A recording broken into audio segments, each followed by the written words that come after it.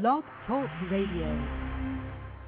Hello, everyone. This is Lori Smith on Blog Talk Radio. It's Friday night, 9:30 p.m. Calgary, Alberta time. It's April 9th, and I'm happy to be here. This is Child Abuse Prevention, and Human Rights Abuse Prevention is up to us.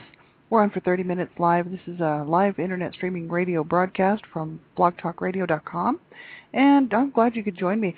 We're going to continue on with the Survivor to Thriver workbook. We're on step 13. And I think it's step 13. I was just looking back here. Yep, step 13.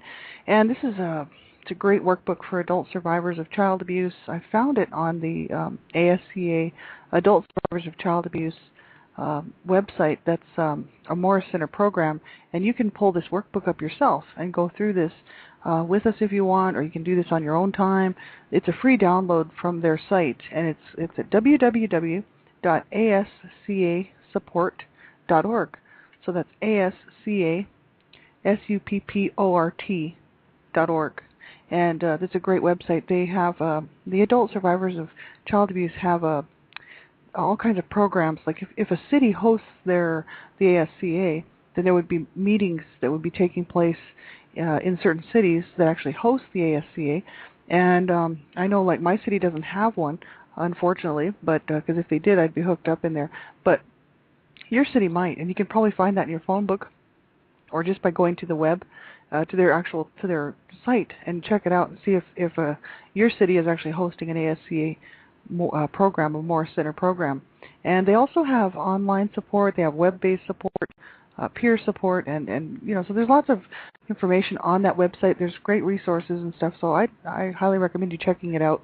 And the Survivor to Thriver workbook is awesome. 115 pages long. We're on page 97, so we've already gone through this. We've been working on this for probably about 4 weeks now. I'm sure it's got to be somewhere close to 4 weeks. And we've been going through it, page by page.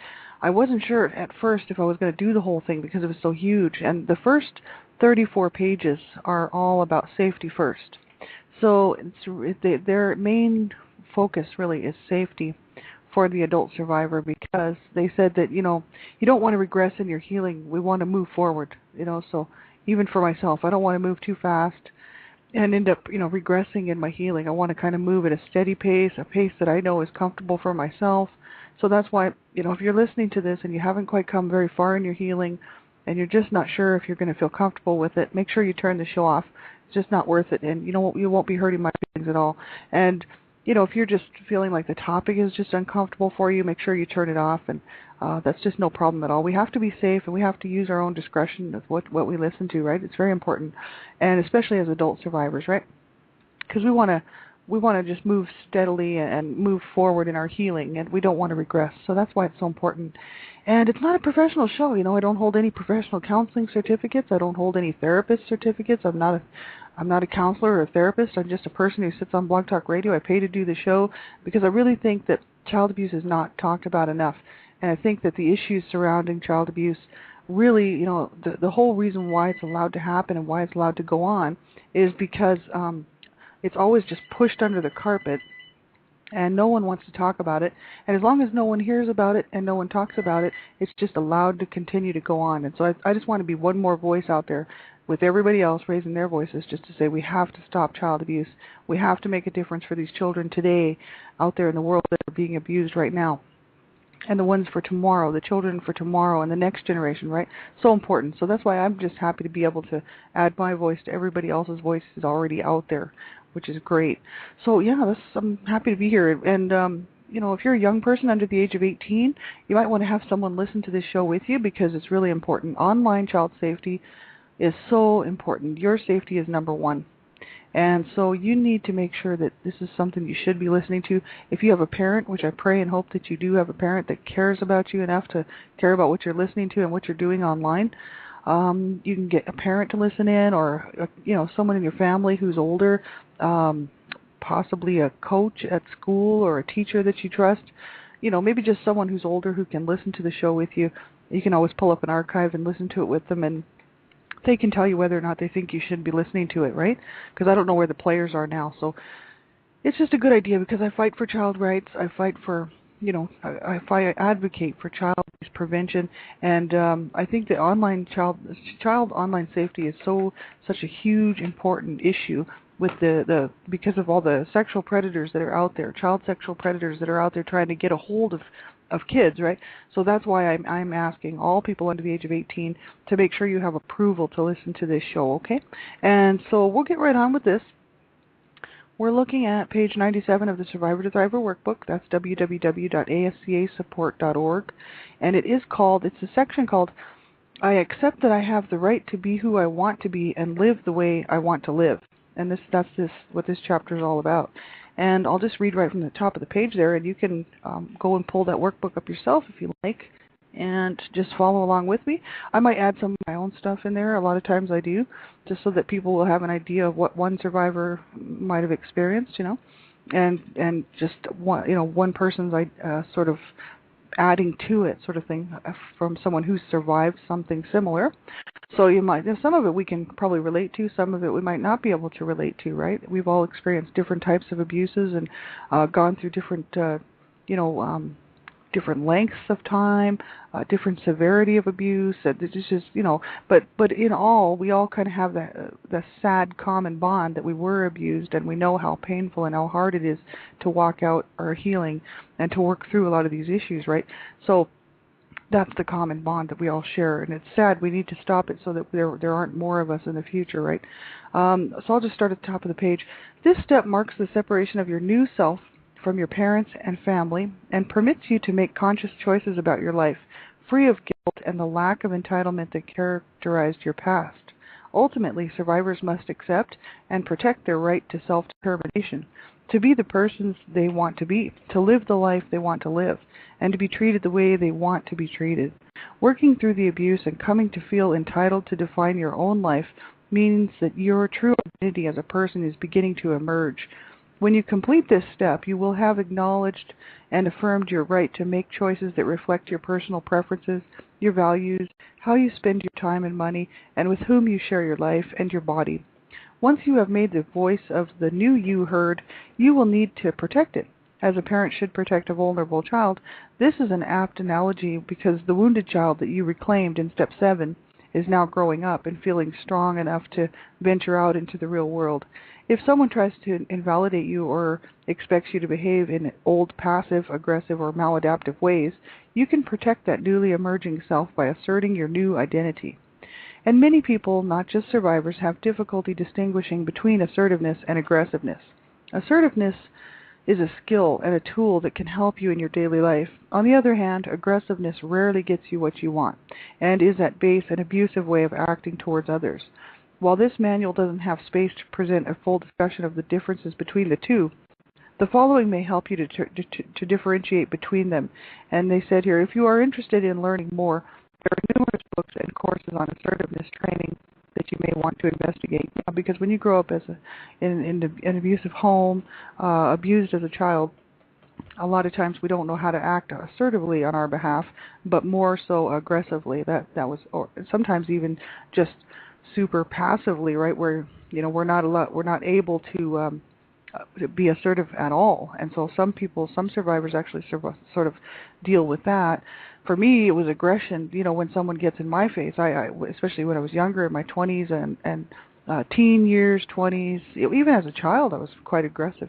I just was doing what my mom was doing to me, and using aggression and anger. If someone did something that I didn't like, then I'd just chase them down and beat them up. I wasn't the type to be hiding in the corner somewhere.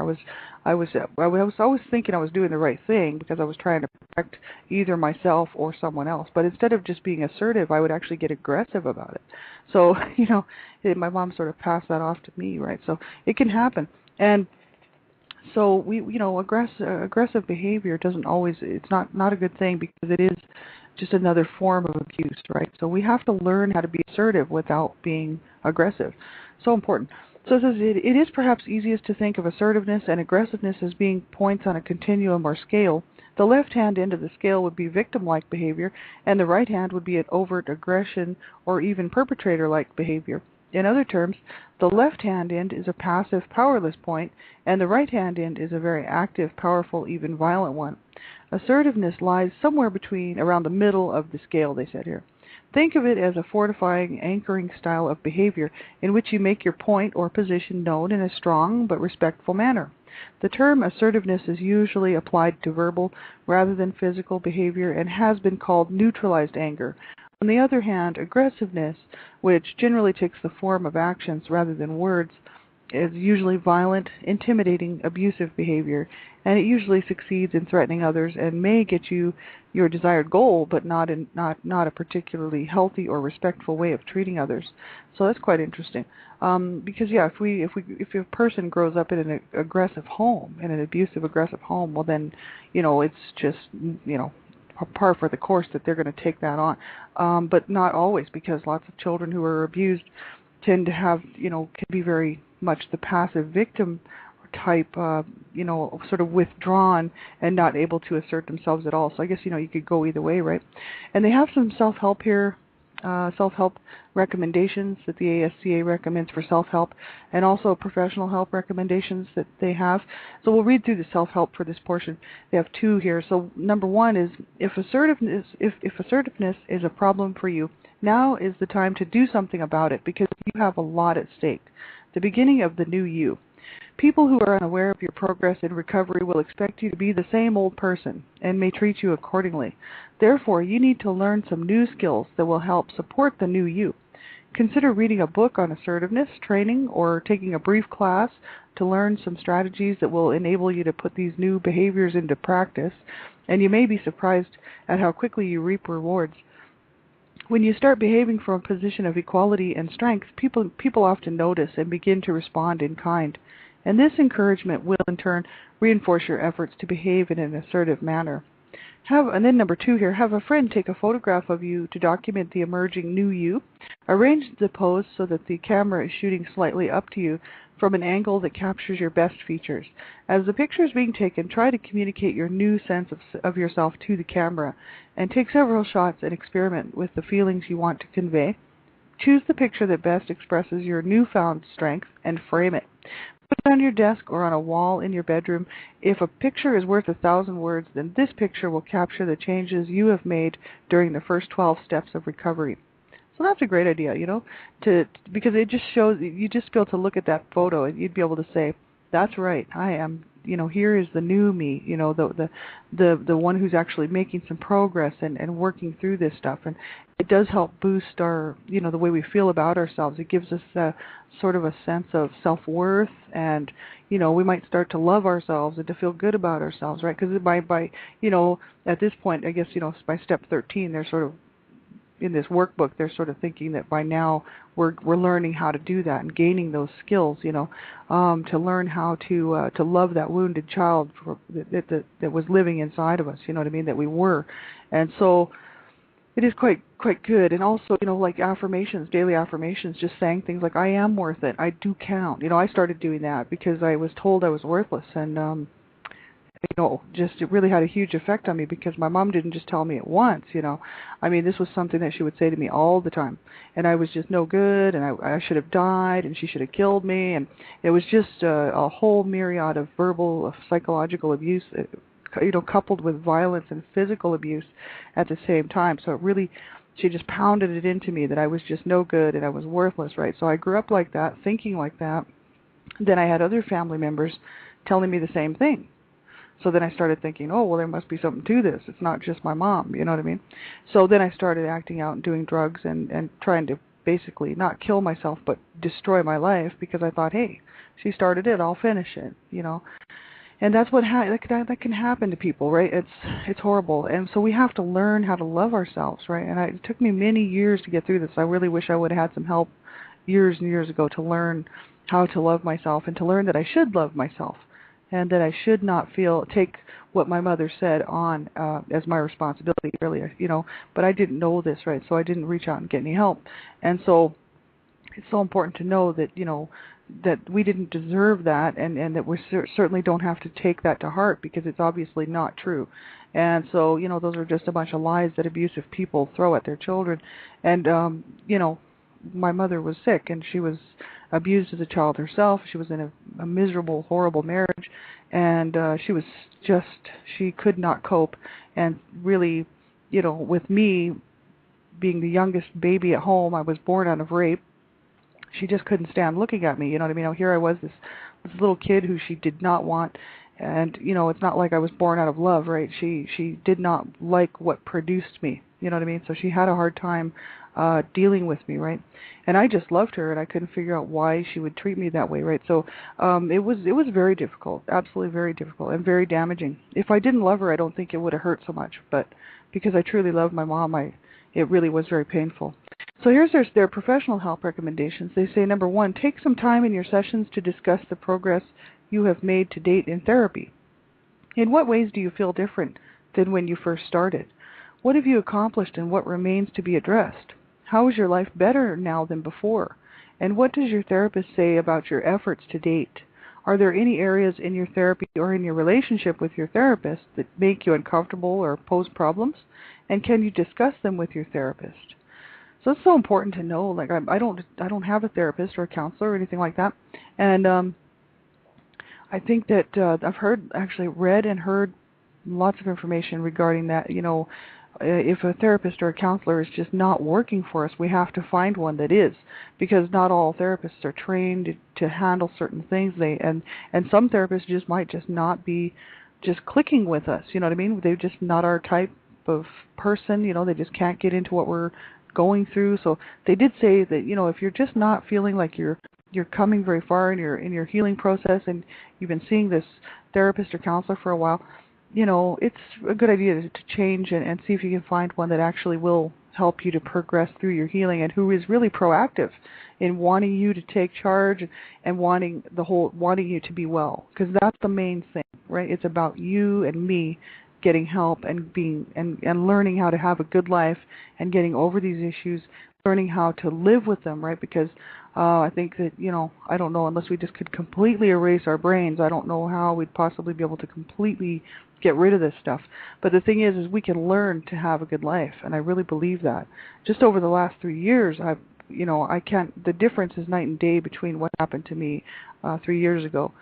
As, you know, I mean, and I didn't have any therapy, but what I did was I started to really believe in myself and to really take control of my life and the way that I was feeling about the whole thing. And it made a huge difference, absolutely. And number two, at this point, you may want to consider changing your names or your name. Names have important and interesting meanings to people. If your name has a negative significance for you, it can become psychologically burdensome and hamper your efforts to recover from your abuse.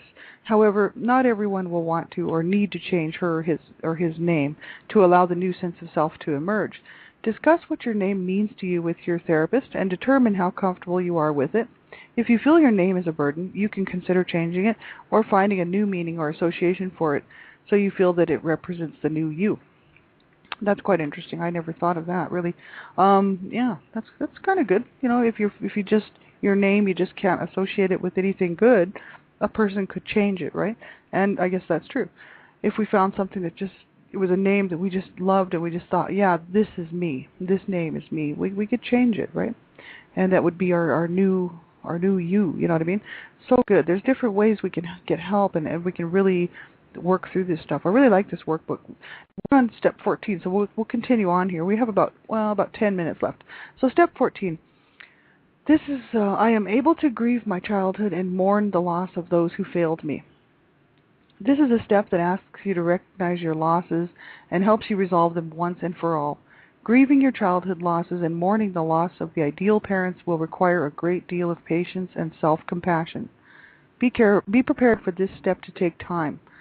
You can't be rushed into healing these deepest wounds from childhood, and the healing won't happen all at once.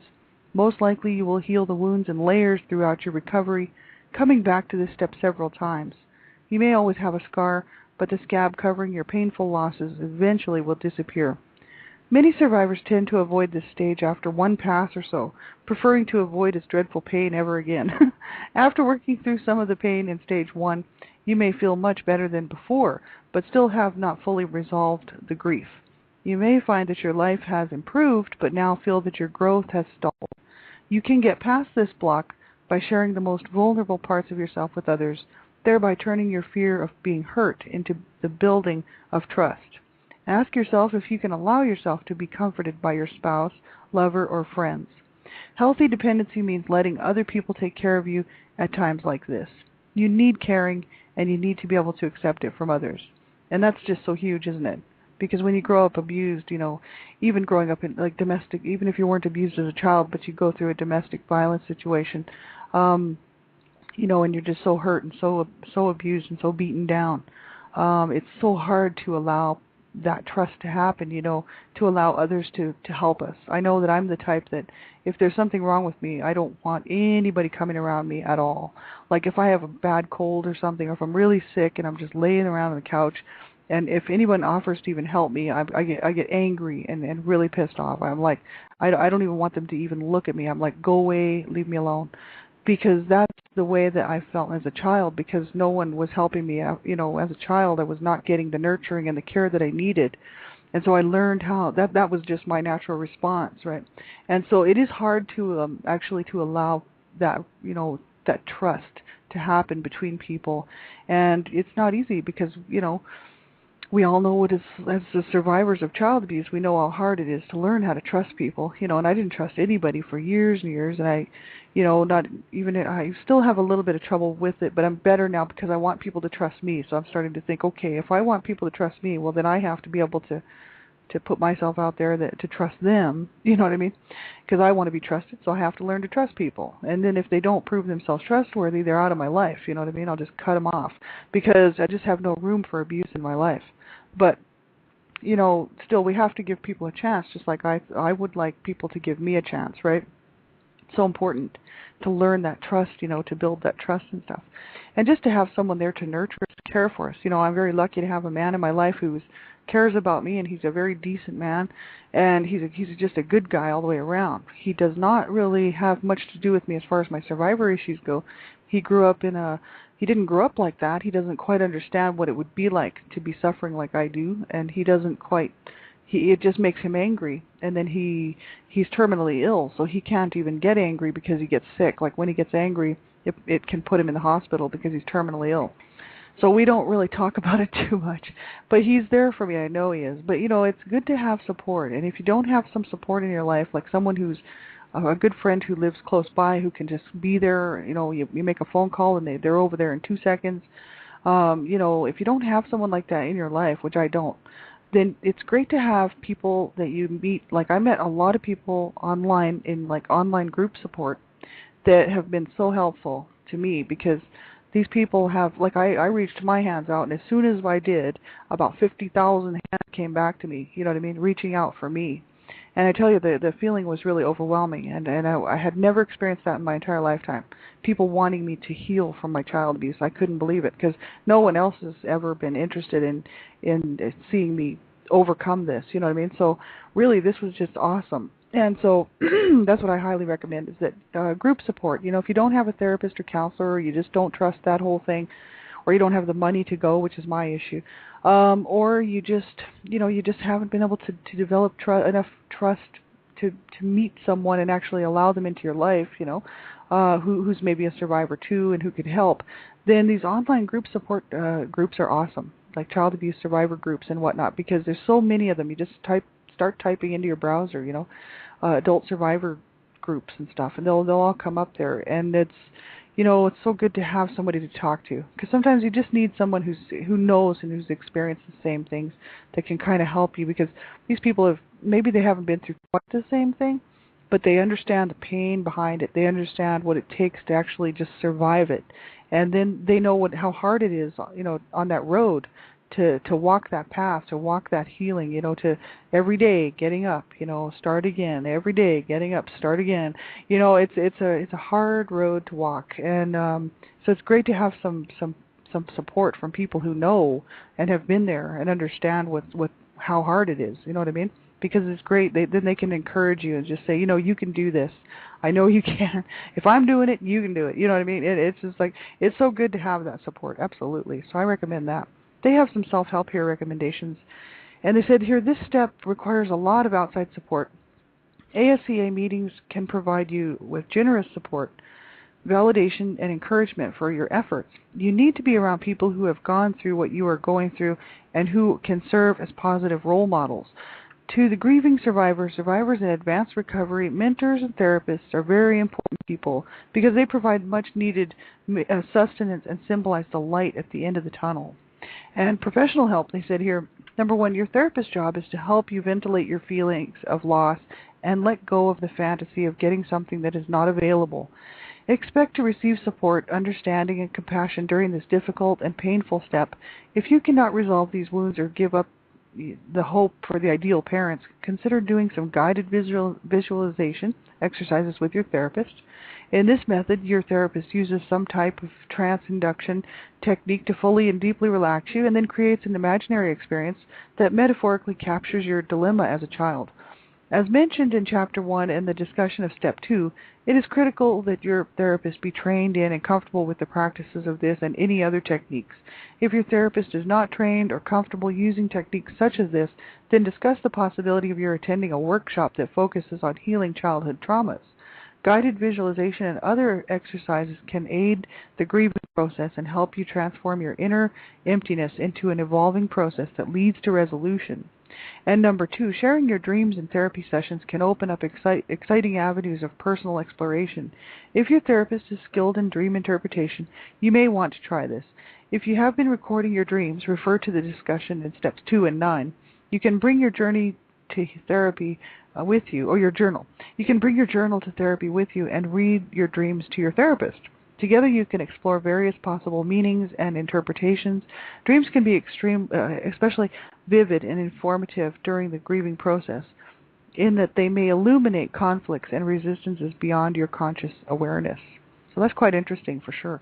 And I know, like, I haven't really had any reoccurring nightmares for a long time, but I used to have a lot of nightmares where I'd wake up in the middle of the night and I'd be crying and just sobbing out of control, and I would just, it was just horrific, you know. I would just be reliving all the abuse that I suffered as a child, and not all of it, but there were certain things that would just come back and haunt me, you know. And I haven't had that for a long, long time, and because, you know, about 3 years ago, just peace just kind of came over me. I realized that I did count and I did matter, and I wanted to stay alive.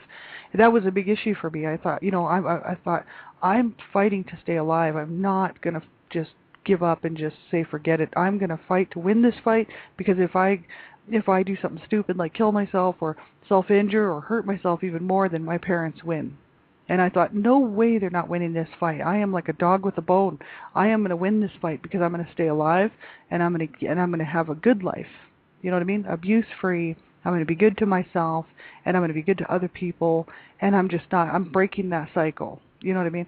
And that was a huge step for me, and it just happened like 3 years ago, and just right around 3 years ago. And, you know, I was sitting on the couch ready to self-injure and thinking I should end my life, you know what I mean? And I, at that point, realized that I wanted to fight to stay alive, and that's what it took. It took until I was 40 years old.